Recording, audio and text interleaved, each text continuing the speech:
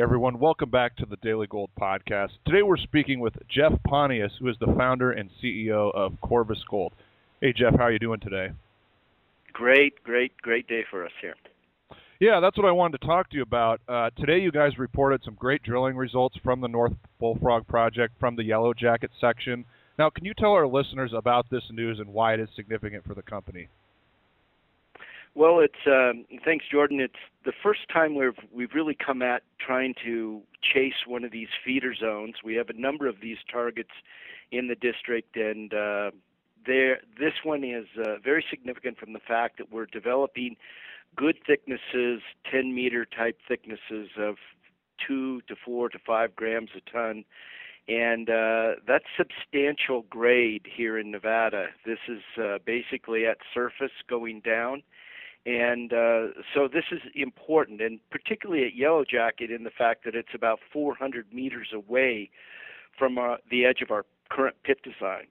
So it bodes well as the other step-out drilling that we announced earlier in the fact that this deposit is most likely going to get larger, and we certainly are starting to see a higher grade component to it that is going to be very lucrative from a mining standpoint. Now, before we get into the PEA and some of your objectives for this year, I actually just want to follow up on that. Without giving too much away, how does that, I mean, these new results, they since they're new, they're not really part of the PEA. Is that correct? And can you tell me how when you find more resource and you find a higher grade resource that's outside of the current pit design, how does that impact the PEA? How does the market look at that? Well, I think it's important when we see these intervals that we have outside of our current pit design, it really tells us that the system is a lot bigger, and so we'll most likely be able to enlarge the pit and the in-pit resource in the future. And that all is very important from an economic standpoint because the more ounces you mine, the less cost per ounce for CapEx and some of those other components that go into the economic model of the deposit are in this deposit. And so also you can benefit from economies of scale by having larger equipment and larger throughput. So those are all very important things, but grade is really important because we look at payback as a really important thing in building a mine. We like to see that number low. Most projects have payback of somewhere in the neighborhood of 4 to 5 years. Our project is fortunate in the fact that we, right now at $1,300 gold, have 2.5-year payback. And we add some higher grade material into that mix of that, and we're going to see a compression of that payback period, which really lowers the financial risk for a project, which is already very low risk from the standpoint that it has quite a small CapEx to get it up and going. Yeah, I thought that was the PEA that came out earlier. I thought that the numbers there were really tremendous. As you said, I mean, it's a very economic project, and that's not at today's gold price. That's, as you said, a 2.5-year payback at a $1,300 gold price.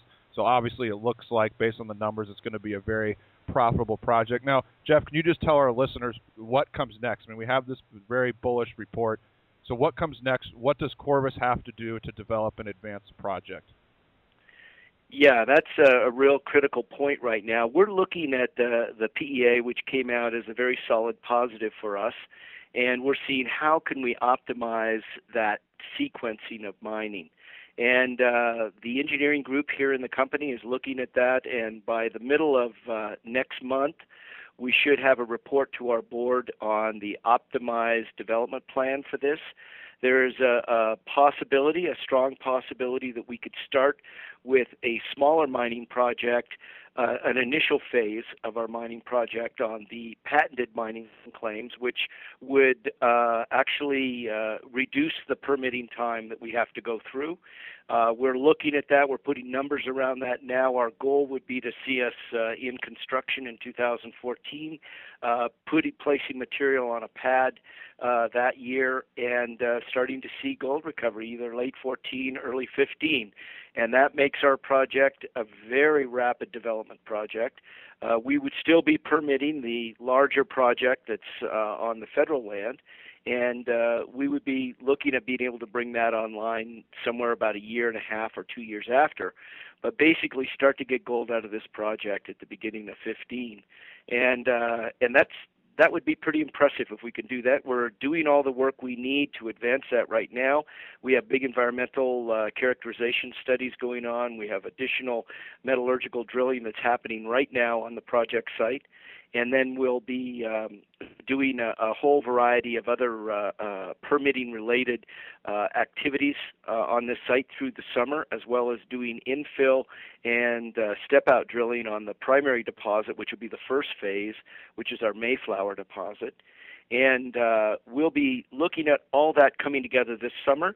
And hopefully by the end of this year, we'll have our feasibility done, which then puts us in a position where we can start to submit the permit that we need. And if we can get approval on that in 2013, which we expect to, then we would be ready to start constructing on this project. And this is in a great location. I mean, it's beautiful weather down there right now, 70 degrees and gorgeous golfing weather, and gets hot in the summer, but we generally have a really good construction window here that's 12 months long. So this is a project that can move along very quickly.